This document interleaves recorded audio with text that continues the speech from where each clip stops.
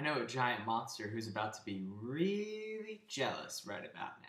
Hello and welcome to my review of Josh Trank's Chronicle, starring Dane DeHaan, Michael B. Jordan, and Alex Russell.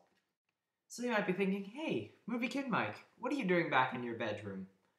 Well, as sad as it is, and as much as I do like the theater room set, I am currently reduced to only filming those videos on my iPod, and as such, the resolution comes out really stretched like that, and it looks awful. It really does. So I'm not counting the theater room out for a later time when I do have a video camera, which might not be for a long time, but for the time being, I'm just going to hang out in here where I know my videos look at least pretty good.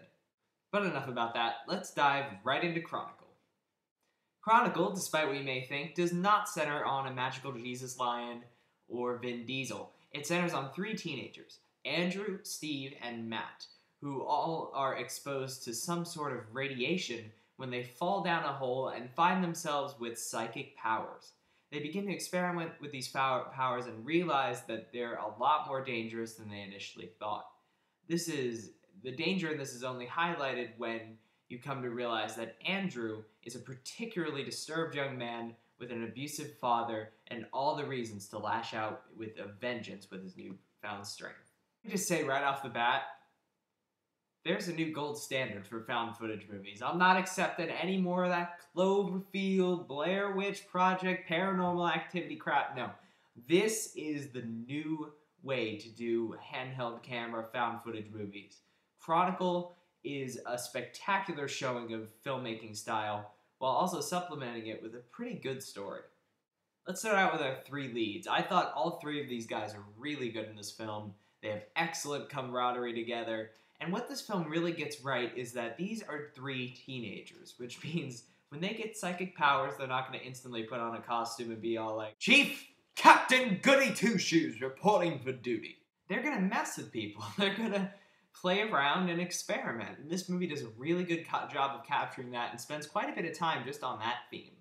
However, these characters are not just stereotypes. They're real characters. They're fleshed out, and you really connect to each and every one of them. Especially Dane DeHaan as Andrew.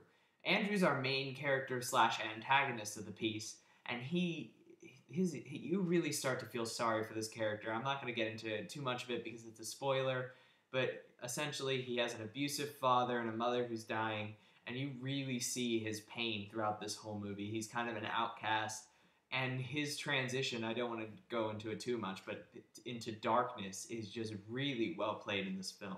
And that's another thing I love about this movie.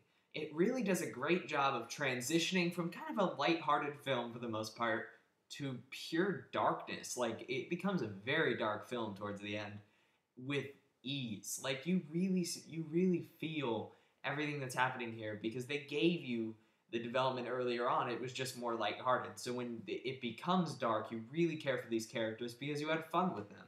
And now you see everything going to hell, and you really get invested in it. But the absolute crowning best thing about this movie is the direction. This is directed by a first-timer named Josh Trank. And man, oh man, does this guy do some creative stuff with the handheld camera format. First of all, he completely, for the most part, wow, that was an oxymoron, eliminates the wobbliness that comes with the handheld camera because he came up with this ingenious idea of having psychic characters manipulate the camera with their minds. Meaning that there's a lot of steadiness in this film, even though you're seeing it from a handheld perspective. Also, even with some of the shaky scenes, he gives the characters time to put the camera down in a stationary position, and that really helps. I also love the way he changed perspectives in this film. It's not all from one point of view. It switches around a little bit, and that gives you a nice sense of what's going on. And man, this guy just does some really creative things with flying and fighting. This movie has one of the most spectacular climaxes I've seen in quite a long time. And it's done for the most part in a first person's perspective. So it's like a theme park ride at Universal Studios. It is absolutely thrilling. And I haven't seen a climax this exciting in a long time. The pacing in this film is just rock solid. Especially because they find a brilliant way, mind you, to eliminate one of the most boring parts of any superhero movie, which is the part where they go, oh, I have superpowers. but I'm not going to get into exactly how they do that. And also, a lot of these handheld shaky camera movies spend a lot of time on build-up and very little on delivering a payoff. Believe me when I tell you, this thing's got a payoff. Overall, Chronicle is an ingenious example of how to make a handheld shaky camera film work.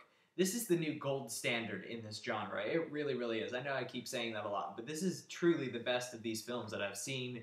It's fantastic. It's the debut of a great new filmmaker, and I can't wait to see what this guy does next. Rumor has it that he wants to do the next Fantastic Four, the Fantastic Four reboot, and I would be all for that. Chronicle is a great film. Sure, it's not perfect. It's not the best movie ever made. It's got some minor flaws, but who cares? It's a really solid movie, and I give it 3.5 stars out of 4. And that was my review of Chronicle. I hope you enjoyed it. If you did, please subscribe to my channel. And until next time, I'm Movie Kid Mike, making sure your time is worth your money.